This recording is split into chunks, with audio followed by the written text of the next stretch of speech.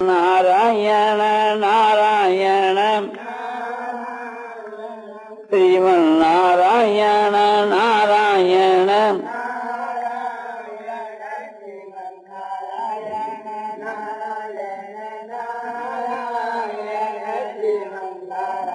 श्यावर रामचंद्र की जय। मोर मोटवंशी वाले की जय। आज रात्रि के माँ मेरी अवश्य ही मृत्यु होगी। जो वैश ऋषि ने मुझको जो श्राप दिया था उसकी मेरे स्मृति हो गई।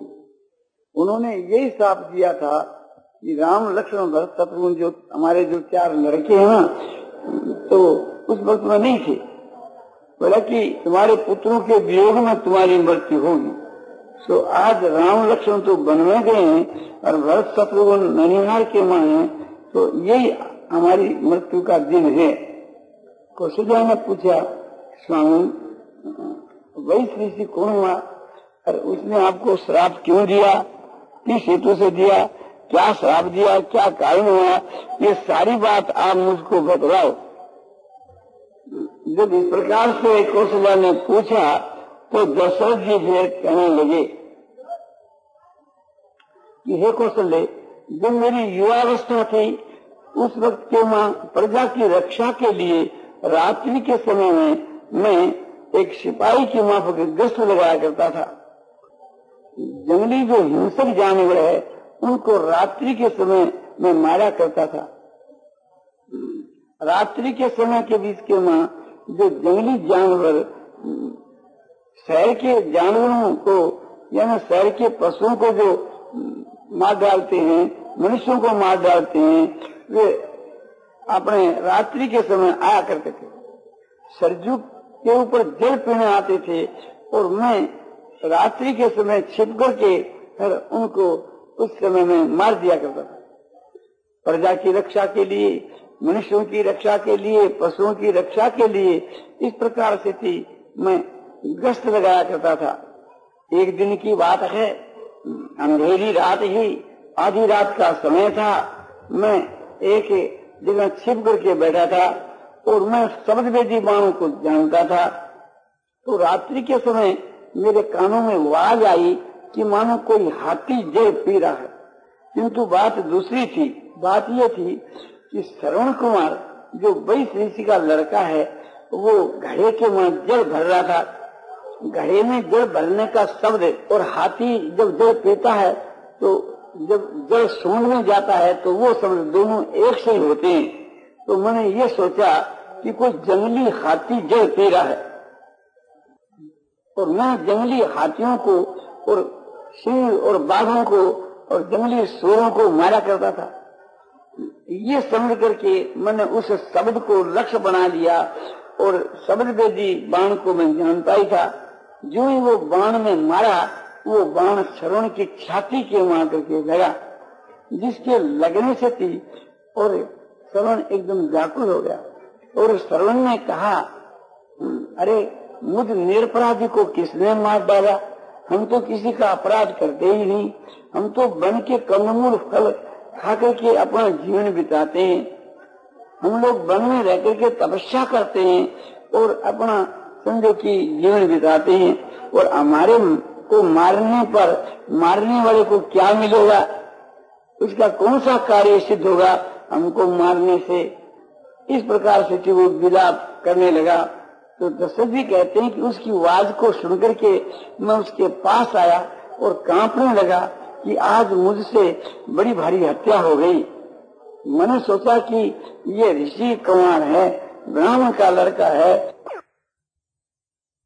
राजा दशरथ कहते हैं मुझको व्याकुल और घबराया हुआ देख करके उस ऋषि कुमार शरण ने मुझको आश्वासन दिया, ठाढ़स बनाया कि राजन आप चिंता न करिए, आप घबराइए मत, आपको वन हत्या नहीं लगेगी, क्योंकि मैं ब्राह्मण का लड़का नहीं हूँ, मैं एक वैश्य तपस्वी का लड़का हूँ। मेरे पिता को वैश्य ऋषि कहते हैं। तो आप जो कोई बात की चिंता नहीं करें, मेरे मरने का भी मुझको बिल्कुल दुख नहीं है। दुख मेरे को है मेरे माता पिता का।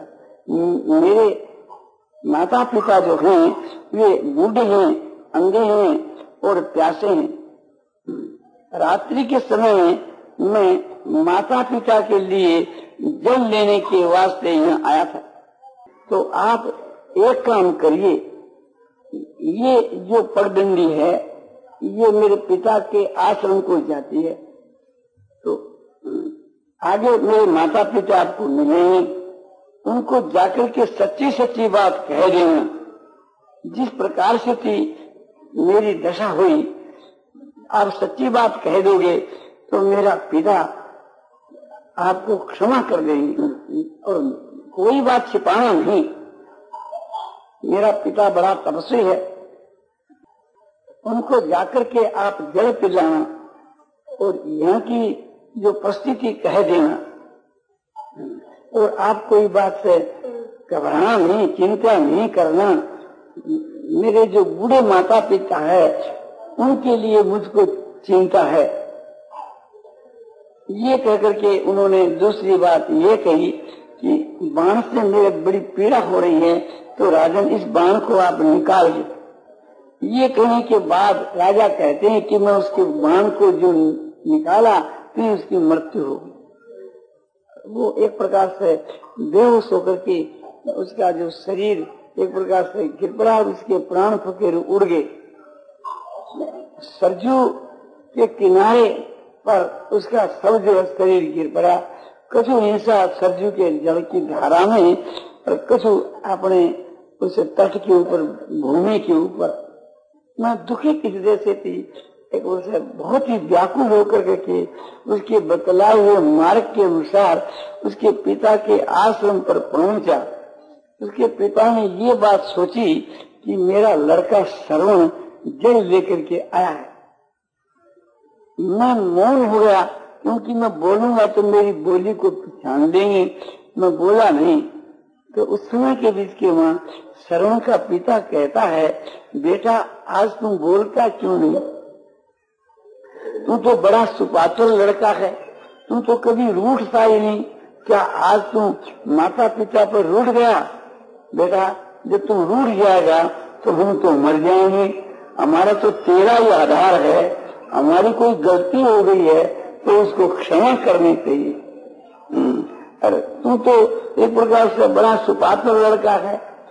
आज तेरे किसकी संगत हो गई, किसका तुम्हारे पर ये खराब असर आ गया, ये तो कभी आशा ही नहीं थी। और तुम रूठ जाएगा। तेरा बेटा तेरा तो ये स्वभाव ही नहीं है। ये बात तुम्हारे में कहां से आ गई? जब इस प्रकार से थी श्रवण का पिता बोलने लगा तो राजा दशरथ कहते हैं कि फिर मुझसे रहा नहीं गया। मैंने कहा कि महाराज मैं आपका लड़का श्रवण नहीं हूँ, मैं इस देश का राजा दशरथ हूँ। मैं आपको जल पिलाने के वास्ते आया हूँ, आप जल पीजिए। तो श्रवण के पिता ने कहा कि राजन आप राजा होकर के मुझको जल पिलाने के वास्ते आए? जल लाने के लिए मेरा बेटा श्रवण गया है, वही आकर हमारे को जल पिलाएगा। आप जल पिलाने के लिए कैसे आए? क्या हमारे लड़के के ऊपर कोई विपत्ति तो नहीं घट गई जो कि तुम जल पिलाने के लिए आए हो? राजा ने कहा कि आप जल पी लो, उसके बाद में बात आपको बतलाऊंगा। श्रवण के पिता ने कहा कि हम जल नहीं पीएंगे जब तक तुम हमको नहीं बतलाओगे। मेरा लड़का जल लाने के लिए गया था और वो नहीं आकर के जब तुम जल लेकर के आए हो तो अनुमान होता है कि हमारे लड़के पर कोई आपत्ति आई, तो उसको तुम बतलाओ कि हमारा लड़का बड़ा जीवित तो है, हमारे लड़के के ऊपर क्या आपत्ति आ गई, ये तुम हमारे को बतलाओ। अभी हम एक बतलाओ पर जल नहीं पीएंगे। तो राजा दशरथ कहते हैं कि मैं दुखी हृदय से एकदम व्याकुल हो गया और मेरा भीड़ जाता रहा। मैं रोता हूँ तो कहने लगा कि महाराज मैं रात्रि के समय के बीच के वहाँ सबदवे जी मां को आपने चढ़ाया करता हूँ। जंगली जो हिंसक पशु है उनको मैं मारा करता हूँ, ये मेरी ड्यूटी है। आपका लड़का जल भर रहा था, मैंने उस शब्द को सुनकर ये समझा कि कोई जंगली हाथी जल पी रहा है। ऐसा समझ करके और मैंने उस शब्द को लक्ष्य बना करके जो वो बाण छोड़ा, वो बाण आपके लड़के श्रवण की छाती में जाकर के महाराज ये मेरा बड़ा अपराध हुआ, उसके लगने से आपका लड़का मर गया। उस लड़के ने ये स्थान मुझको बतला। ये बड़ा भारी अपराध मुझसे अजान में हो गया, मैंने जान करके ये पाप नहीं किया, इसलिए मेरे अपराध को आप क्षमा करो। श्रवण के पिता ने कहा, राजन तुमने आकर के सच्ची बात कह दी और ये अपराध तुम्हारे से अज्ञात से हो गया, नहीं तो तुम्हारे शरीर के अभी 100 टुकड़े हो जाते। अच्छा जो हुआ सो हुआ, अब जहाँ हमारे लड़के का शरीर है वहाँ हमको तुम ले चलो।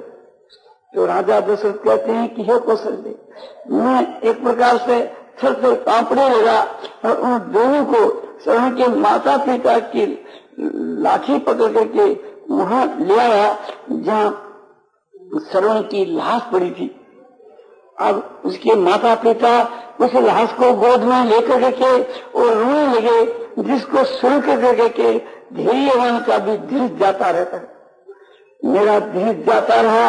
उसके पिता ने कहा कि बेटा श्रवण, अरे जाने के समय में तू मिलकर के नहीं गया, बूढ़े अंधे माता पिता को छोड़कर के सदा के वास्ते चल बचा, अब हम कैसे जीवेंगे? बेटा तू हमारे को सरजू का ठंडा जल पिलाया करता था, अब हमारे को जल कौन पिलावेगा? बनने से कंदमूल खुद जाकर के तुम दिया करता था, जिससे हमारी जीविका चलती थी, अब हमारे को कौन जाकर के कंदमूल खिलावेगा? बेटा तूने आजीवन पर्यंत ब्रह्मचर्य का पालन किया, इसलिए कि माता पिता की सेवा में कहीं कमी न आ जाती। हम तीर्थ के वास्ते विचार करते थे तो तुम कावड़ में बैठा करके के हमारे को तीर्थ कराया करता था। जब प्रातः काल होता था तो तुम सोच स्नान करके के और हमारे को पुराणों की कथा सुनाता था और वेद की कथा सुनाता था। अब हमारे को कौन सुनाएगा? बेटा अचानक तुम एक प्रकार से चला गया, हम लोगों को धोखा दे करके के अब हम कैसे जीवेंगे? दशरथ जी कहते हैं कि उनका विलाप सुन करके के और मेरा धीरज जाता रहा। मैं हाथ जोड़ के उनसे प्रार्थना की कि आप शोक मत करो, आप धैर्य रखो और मैं आपकी खुद सेवा करूंगा। उन्होंने कहा कि हे राजा दशरथ, जिस प्रकार की सेवा श्रवण ने हमारी की, ऐसी सेवा आज तक किसी ने भी नहीं की और भविष्य में भी साहित्य को ऐसी सेवा करेगा। राजन जो होनहार का हो गया, अब तुम चिता बना दो। तो मैंने श्रवण के लिए वहाँ चिता बना दी, किंतु उसके माता पिता, श्रवण के माता पिता उस चिता पर जीते हुए खुद ही चढ़ गए और श्रवण को अपनी गोद में लेकर के और उसके आग लगा करके और जीते जी अपने सुबह जल मरे। प्राण जाने के समय, जलने के समय उन्होंने ये साथ दिया कि राजा दशरथ, हम पुत्र के वियोग में मर रहे, इसलिए तुम्हारी भी मृत्यु अपने पुत्रों के वियोग में होगी। ये सुनकर करके मैं उस श्राप को वरदान समझ लिया कि ये श्राप नहीं, ये तो मेरे लिए वरदान है। एक तो मैं अपराधी था, दूसरे मेरे लिए समझो कि ये कहा कि तुम्हारी मृत्यु अपने पुत्रों के वियोग में होगी। उस वक्त में मेरे कोई पुत्र था ही नहीं। मैंने ये सोचा इनकी कृपा से हमारे यदि पुत्र होंगे तो चाहे उनके वियोग में हमारे प्राण क्यों नहीं जाए, हमारे पुत्र तो बने होंगे। उसके बाद के बीच में हमारे 4 लड़के हुए, राम, लक्ष्मण और भरत शत्रुघ्न। आज भरत और शत्रुघ्न तो ननिहार के मां है और राम और लक्ष्मण सीता के वन को चले गए। इसलिए हे कौशल्य, हे सुमित्रे, ये आज का दिन मेरी मृत्यु का दिन है। आज रात में अवश्य मेरी मृत्यु होगी। उस ऋषि के वचन मुझको याद आ गई। इस प्रकार से आपने कहकर के हाँ राम, हाँ लक्ष्मण, हाँ सीते, इस प्रकार से विलाप करते हुए राजा दशरथ को एक प्रकार से जान नहीं पड़ी। कौशल्या जो है, सुमित्रा है, उनको निद्रा आ गई, किंतु राजा को निद्रा नहीं आई। इस प्रकार से थी, राजा विलाप करते करते ही अपने चल बसे, उनके प्रणाम प्रचुर निकल गए और वे स्वर्ग को चले गए। प्रातः काल होने पर जब ये मालूम हुआ कि राजा की मृत्यु आज रात में हो गई, तो फिर जिस प्रकार से थी काम होना चाहिए होने लगा। वशिष्ठ जी ने दूत भेजे और बोला कि तुम तुरंत जाकर के और भरत और शत्रुघ्न को ले आओ और कहो कि गुरु की आज्ञा है, बहुत जरूरी काम है, लेकिन उसे तुरंत चले आओ। तो जाकर के दूत ने यही बात कही। कहने के साथ उन्होंने सोचा कि पिताजी जब आज्ञा देते हैं तो गुरु जी के मार्फत देते हैं। एक तो गुरु जी और एक मंत्री भी हैं, तो इस वास्ते गुरु जी की आज्ञा है तो खुद भी आज्ञा गुरु जी की हो तो उनका पालन करते थे, और वे समझा कि पिताजी की भी आज्ञा है। ये सोच करके दोनों भाई तुरंत से आए। आकर के देखते हैं कि अयोध्या की दशा बेदशा, अयोध्या मुरझाई हुई है और कोई भी उससे नेत्र मिला करके बात नहीं करते हैं। जैसे पाले पड़ने पर खेती मुरझा जाती है, यही दशा उस समय की वहाँ अयोध्या की देखी। जब आए तो माता के भवन में गए, कैकेयी के भवन में। कैकेयी के भवन में इसलिए गए, वो समझते थे कि पिताजी आजकल कैकेयी के भवन में ही रहते। पिताजी उनको नमस्कार करने के लिए और हम क्यों बुलाए गए इस बात के जानने के लिए वहाँ गए। तो वहाँ पिताजी तो थे नहीं, माता कैकेयी थी। कैकेयी तुरंत से उठ करके अपने प्रस्तुत हुई और वे उनके चरणों में गिर गए। माता ने उनको उठा करके अपने हृदय के लगा दिया और पूछा कि हमारे पेड़ के वहाँ सब खुश है ना? उन्होंने कहा बहुत खुश है। फिर भरत जी ने पूछा कि पिताजी कहाँ गए? माँ ने कहा कि बेटा, उत्तम कर्म करने वाले जिस लोगों को जाते हैं, तेरे पिता उसी गति को गए, उन्हीं स्वर्ग को सो गए। ये सुन करके भरत जी विलाप करने लगे। भरत जी विलाप करने लगे कि पिताजी सदा के वास्ते चल बसे। पिताजी स्वर्ग को चले गए और जाने के समय के बीच के वहाँ मुझको हमारे ज्येष्ठ भ्राता राम को बिना सूखे ही चले गए। ये विशेष दुख की बात है। पिताजी समझो कि राम को सौंप करके जाते, हमारे ज्येष्ठ भ्राता को सौंप करके जाते तो हमारे लिए बहुत ही मंगल की बात थी। खैर इस प्रकार से व्याकुल हो गए।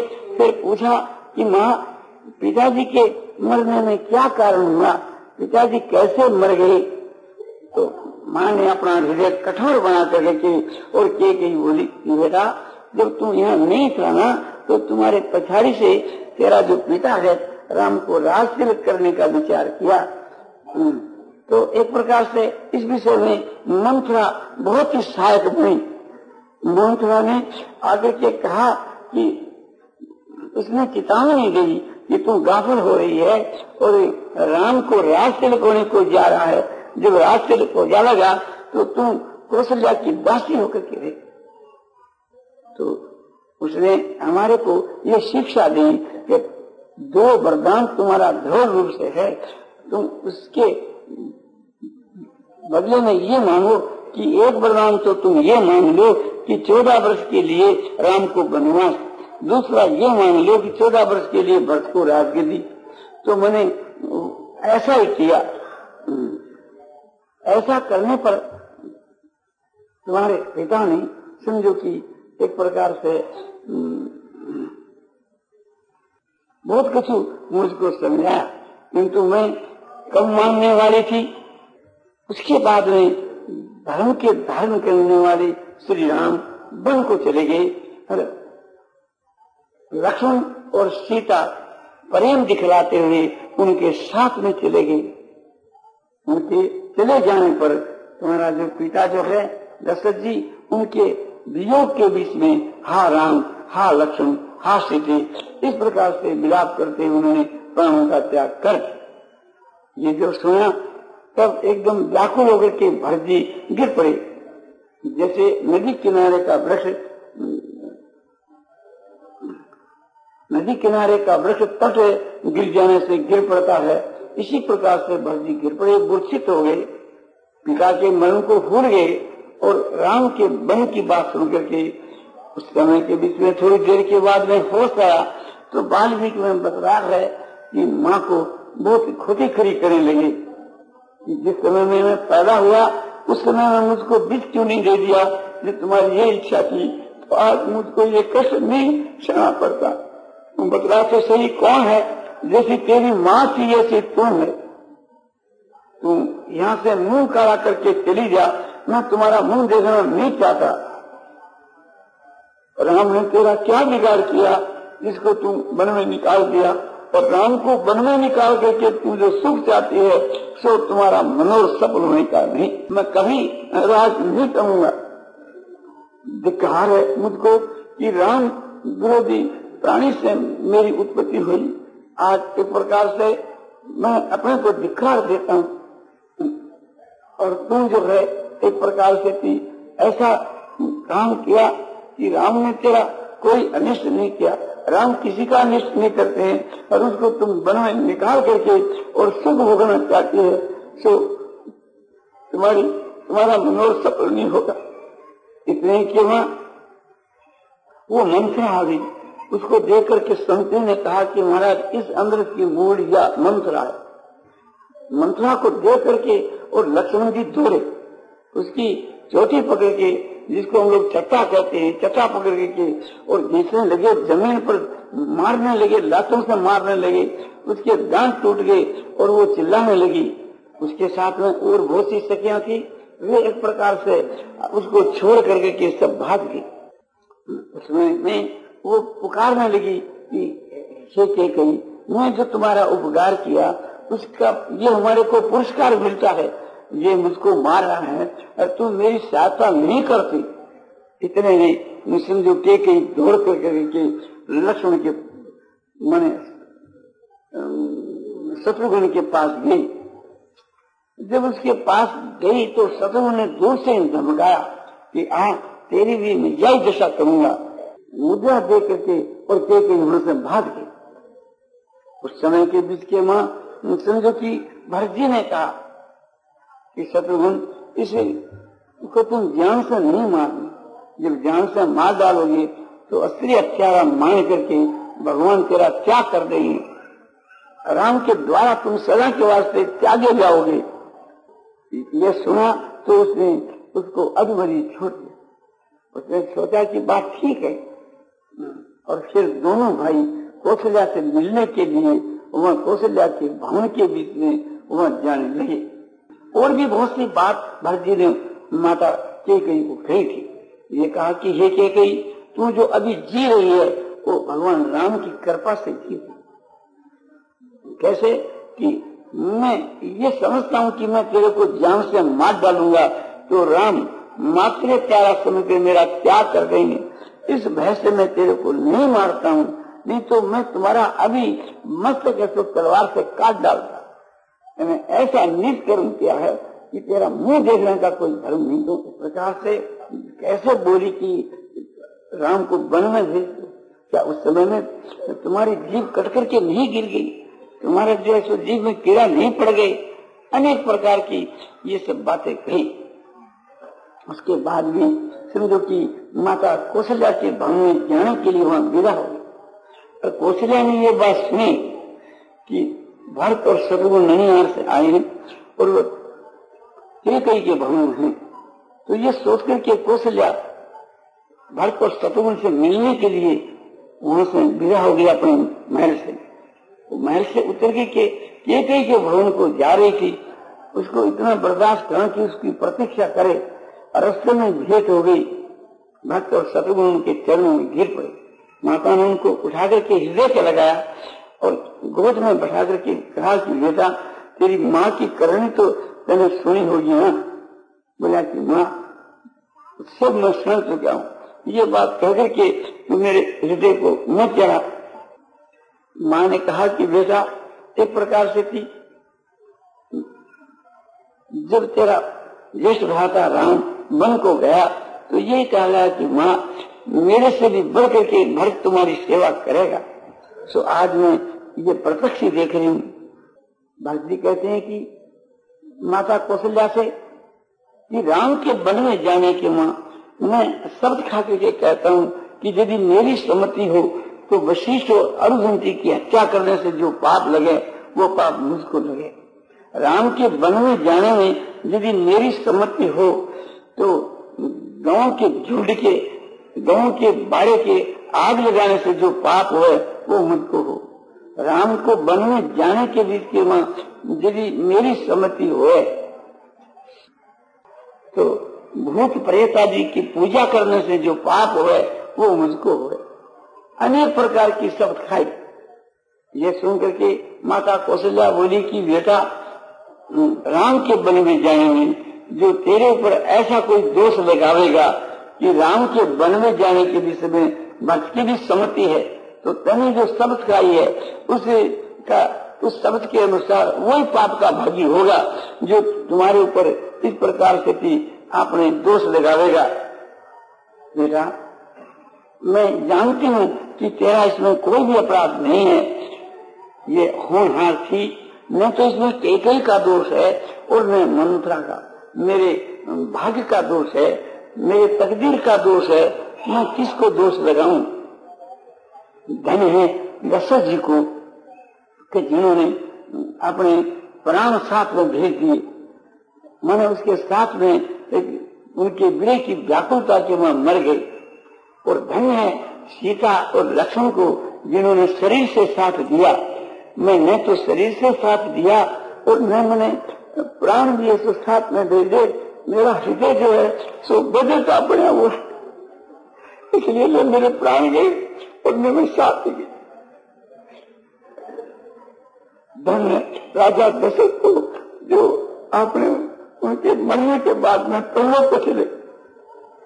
धन सीता और लक्ष्मण को जो उन्होंने साथ में जाकर के उनकी सेवा कर रहे। बेटा, मैं क्या कहूँ, जो बात होनी थी सो हो गई। भरत जी रोने लगे, माँ रोने लगी। भरत जी के आंसुओं को देख करके और माता ने अपने अंचल से थी उनके आंखें से पूछ दी और कहा कि बेटा, अब धीरे रखो, जो होने वाली बात हो। के बाद में गुरु जी की आज्ञा को पाकर के, माताओं की आज्ञा को पाकर के भरत जी ने वो सब काम किए जो मर्तव्य के करने होते हैं। उनकी दाह क्रिया की, फिर तिलांजलि दी, उसके बाद के बीच के वहाँ सिंधु की पिंड दिए और इस प्रकार से थी 10 कातर जो है नारायण बलि, सपिंडिक श्राद्ध, ब्राह्मण भोजन, जो कुछ विधि के साथ करना होता है सब कुछ किए। और सब कुछ करने के बाद के बीच के वहाँ समझो कि सब इकट्ठे हुए। इकट्ठे होकर के उस समय के बीच के वहाँ तुलसीदास जी ने यहाँ का बहुत ही अच्छा चित्र खींचा। वशिष्ठ जी ने कहा श्री भरत को कि भरत, धनी मानी शहर के लोगों का और माताओं का और हमारा और सबका यही अभिप्राय है कि आज का दिन अच्छा है, तुम रात तिलक करा लो। सब तीर्थों का जल जाकर के रखा हुआ है, सब सामग्री मौजूद है, तो सबकी इच्छा तो पूर्ण करो। ये सुनकर के भरत जी रोने लगे। भरत जी ने कहा कि आप जो कुछ कहते हैं हमारे हित की बात ही कहते होंगे, किंतु हमारे कुल की ये रीति नहीं कि बड़ों के रहते हुए छोटा राजगद्दी पर बैठे। और कहने लगे कि इसमें मैं मेरा हित भी नहीं देखता, मुझको राजा बनाने से मैं आप लोगों का हित है और मैं प्रजा का हित है और न कोई मेरा ही हित है। आप मुझको एक कह रहे हैं तो आप हित समझ करके ही कहते होंगे, किंतु मुझको इसमें मेरा हित नहीं दिखता। इसलिए आप लोगों की आज्ञा का पालन करने के लिए मैं लाचार हूँ और मैं बड़ा पाप कर रहा हूँ जो आपकी आज्ञा की अवहेलना कर रहा हूँ, आपकी आज्ञा का पालन नहीं कर रहा हूँ, ये मैं पाप कर रहा हूँ। किंतु क्या करूँ एक प्रकार से कि इसके लिए मैं लाचार हूँ, मेरे से ये काम बहुत अच्छा। कल ये तो प्रातःकाल अपने भगवान राम को वापस जाने के लिए हम लोग चले और निश्चय कर लिया और सब जाने की तैयारी कर ली और फिर सो गए। तो अब जो है समय हो गया है।